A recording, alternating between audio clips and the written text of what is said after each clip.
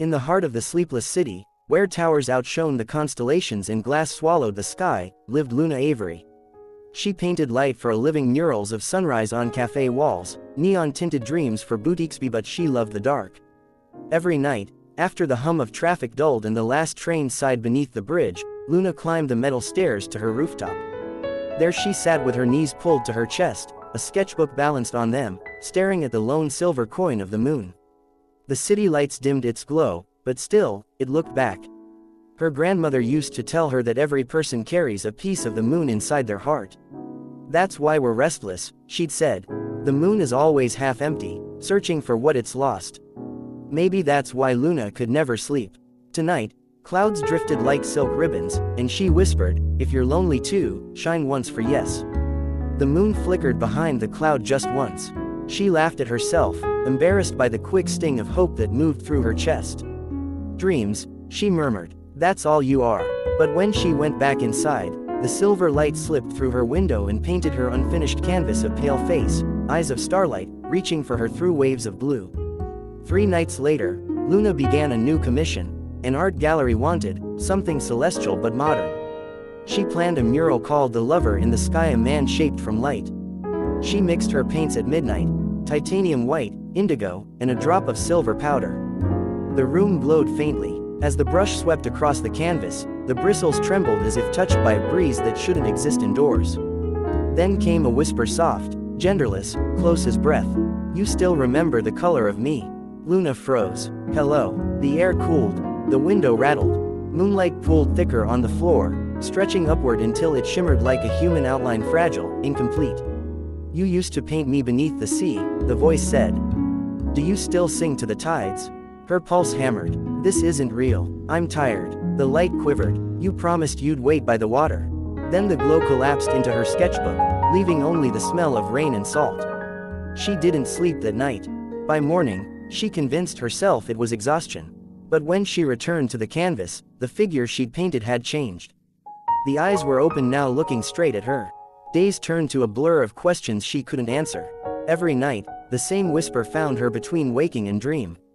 Sometimes it said her name, Luna, drawn out like a sigh through the clouds. Sometimes it simply asked, "Do you still believe in forever?" On the 7th night, she gave in. She lit candles, sat by the window, and spoke aloud. "If you're real, show me." Moonlight thickened again, but this time it stepped forward, a figure tall and luminous, dressed in ripples of silver mist. His face was gentle yet unreadable, eyes ancient as space. "I am not what you remember," he said. "But you are what remains of me." Her throat tightened. "Who are you?" "Once, long before your cities, you loved me by another name. You called me Kale, and I called you my horizon." She shook her head. "No, I've never met you." He smiled sadly. "Every lifetime begins with forgetting." A tear slid down her cheek, she didn't know why. Kale looked at it with wonder. "Still, you cry for me." When she blinked, he was gone. Only the moonlight on the floor lingered, shaped like footsteps fading toward her easel. Sleep finally came just before dawn. Luna dreamt she stood on an endless shoreline. A second moon hung above the sea, closer, brighter, humming like a heartbeat. A man waited at the edge of the surf. Kale, his skin made of silver fire. He held out his hand. "Last time, you stayed," he said. "Will you stay again?" She reached for him. Their fingers almost met, then the sea roared up between them, dragging him backward into the light. She woke with salt on her lips. Outside, the real moon hung lower than she'd ever seen, swollen and red at its edges, as if straining to touch the earth. And in the quiet between heartbeats, a promise rippled through her mind. "When the moon falls, the world will remember us." The next evening, the world seemed tilted. Streetlights flickered when Luna passed beneath them, shadows lengthened around her sketchbook. Even the air tasted of metal and rain. At the gallery, her mural was drawing attention. Strangers lingered in front of it longer than they should have. One woman touched the painting and gasped. "It's warm," she said. Luna laughed nervously. "It's the lighting." But when the woman left, Luna pressed her own fingers to the figure's cheek. The canvas throbbed faintly, like a heartbeat buried under layers of paint. That night, she sat on her rooftop again. The city hummed below, trains, horns, the rhythm of a world too busy to look up. But she was looking up. Always. The moon was full, round as a promise, haloed in thin mist. "Kale," She whispered, "If you're real, come back." The breeze rose softly, curling her hair around her face. A shimmer spread across the sky, not lightning, not cloud, but music. She didn't hear it so much as feel it, low, wordless notes that trembled through her ribs. "I never left," the voice said. She turned, and there he was again, standing on the edge of the rooftop, barefoot in moonlight, his outline pulsing like a slow tide. "You shouldn't be here," Luna said, stepping back though she didn't want to. "You're not human." Kale smiled faintly. "Neither are memories." He reached out, palm open. The air between them buzzed. "The world is thinning," he said. "The veil that kept us apart weakens each time you paint me. What do you want from me?" He tilted his head. "To remember, and to warn you, when the moon falls, it will not be gentle."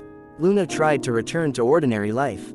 She painted, she bought coffee, she told herself she was sane. But her reflection no longer obeyed her. In mirrors, her eyes gleamed faint silver. In puddles, she saw stars flicker behind her instead of city lights. Once, she reached to fix her hair and felt warmth pulse through her fingertips like touching sunlight through glass. She started dreaming in fragments. Oceans of glass, voices calling her my horizon. And always, Kale. Each morning she woke with silver dust on her pillow. Then came the day she met Mara, an elderly astrologer who ran a tiny shop near the train station. Luna had never been inside before, but that afternoon something pulled her through the door. The air smelled of sandalwood and ink. Charts of constellations covered the walls. Mara looked up from a telescope lens and froze. "You," she breathed, "you carry the mark." Luna frowned. "Excuse me." The old woman pointed to Luna's throat. "The crescent scar. That's no birthmark, it's the seal of Selene. The moon once marked its chosen with that sign." Luna's pulse skipped. "That's impossible. It's always been there." Mara shook her head. "No, it awakens only when the moon begins to fall. Every 1,000 years, the moon crosses too near the world it loves. When that happens, light and flesh remember each other. And sometimes, someone," her eyes softened, "someone is foolish enough to love the moon back." That night, Luna couldn't stay away from the sea. She took the late bus to the coast, the one that rattled through sleeping suburbs until the air smelled of salt. The shore was empty, just sand, wind, and a silver tide rising under a swollen moon. "Kale," she shouted into the wind. For a moment, nothing. Then the waves glowed faintly, threads of light twisting upward into his shape. He stood before her, eyes full of sorrow and wonder. "You remember the sea," he said. "I needed answers." He looked toward the horizon, where the moon's edge brushed the clouds. "Once, we were not apart. You were the tide, I was its pull. We danced in rhythm until your world demanded weight. You chose to fall to live, to love as flesh. I remained above. Now, your memory has broken the rule." Luna shook her head, tears in her eyes. "I didn't choose this. I don't even understand it." "Neither did I," Kale whispered. "But love remembers, even when life forgets." The water reached their knees. He touched her cheek, warm, impossibly real. "Soon, the veil will tear. When it does, the moon will fall too far. I will fall, and I don't know if the world will survive it." Luna caught his hand. "Then we'll find another way." He smiled, sad, radiant. "We always say that," and then he was gone again, dissolving into spray. Days passed. The moon grew larger every night, closer, too close. People began to notice tides behaving strangely, animals fled inland. The internet filled with theories: eclipse, meteor, apocalypse. But Luna knew the truth. The moon wasn't dying, it was remembering. She spent her days painting faster than she ever had. Kale's eyes, his voice, the curve of light over water. With every brushstroke, the world shimmered more. One morning, the news showed a strange phenomenon: beams of silver descending from the clouds over the ocean. Aurora tides, they called it. Luna knew better. The moon was reaching, and when she looked in the mirror that night, she wasn't entirely herself anymore. The mark on her throat glowed faintly, and her reflection whispered back, "When the moon falls, remember why." By the end of that week, the world had turned pale. The sky never went black anymore, it hung in a constant twilight, as if the moon refused to let night end. Tides swallowed harbors, phones filled with videos of waves glowing white as milk.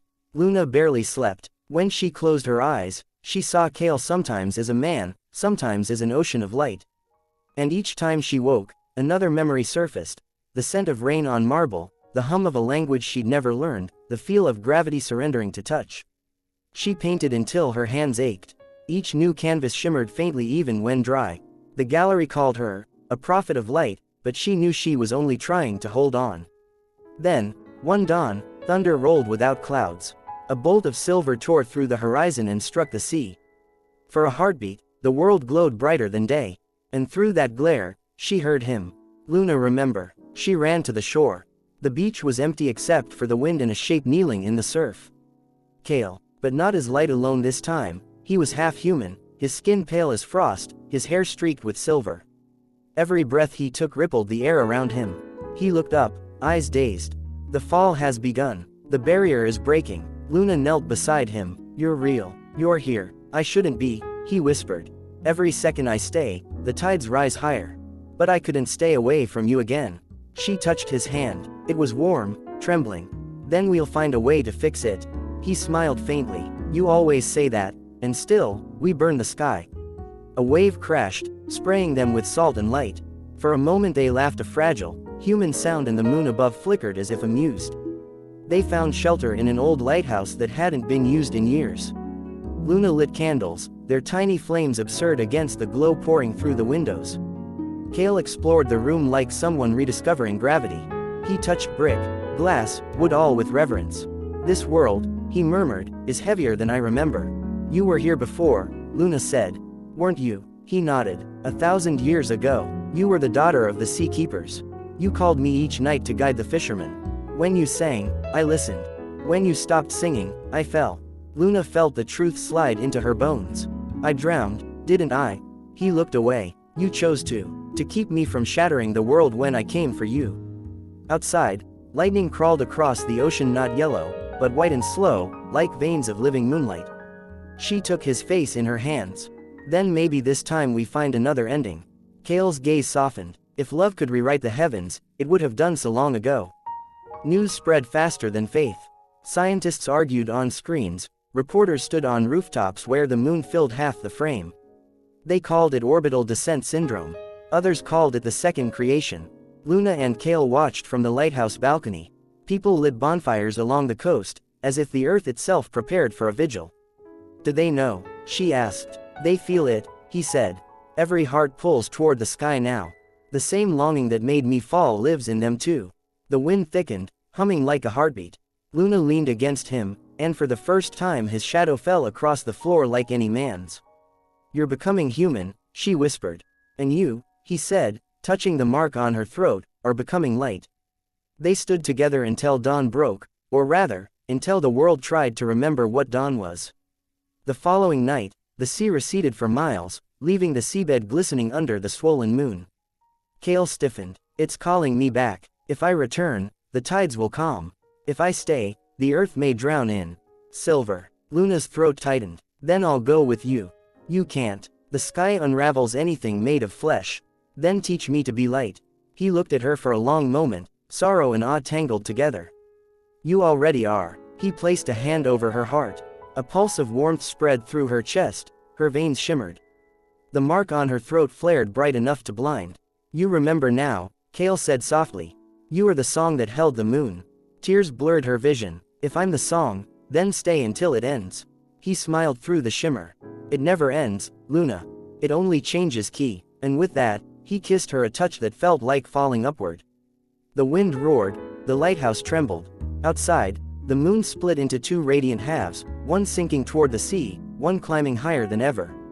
When Luna opened her eyes, she was alone. The world was quiet again, washed in a gentle, newborn light.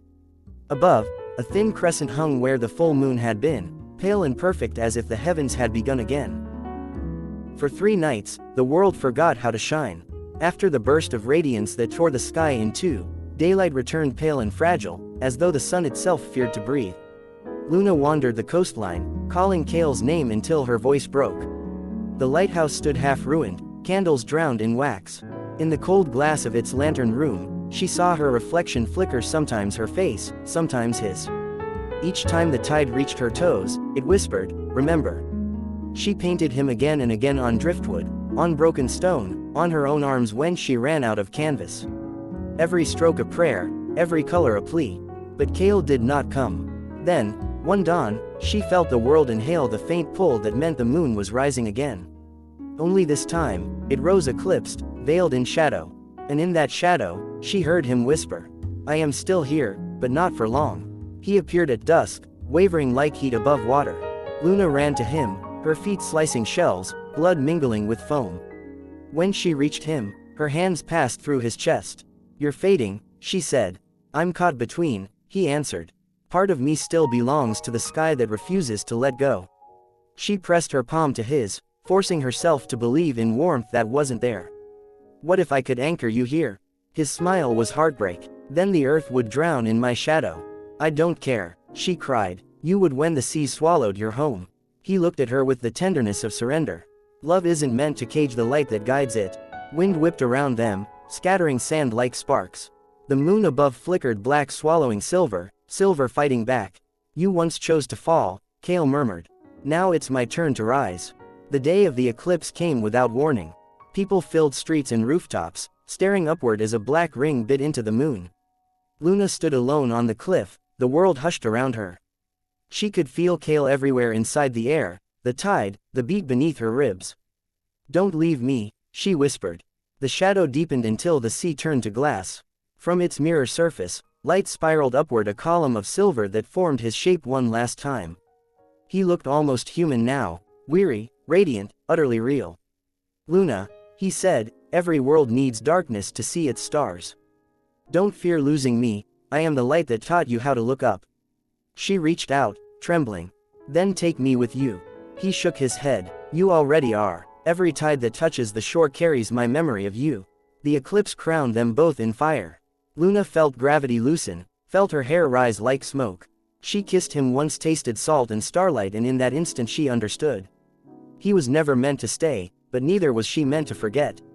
When light returned, the moon was whole again, smaller, distant, serene. The sea calmed. People cheered, unaware that a love story had just rewritten the sky. Luna woke on the sand, the mark on her throat gone.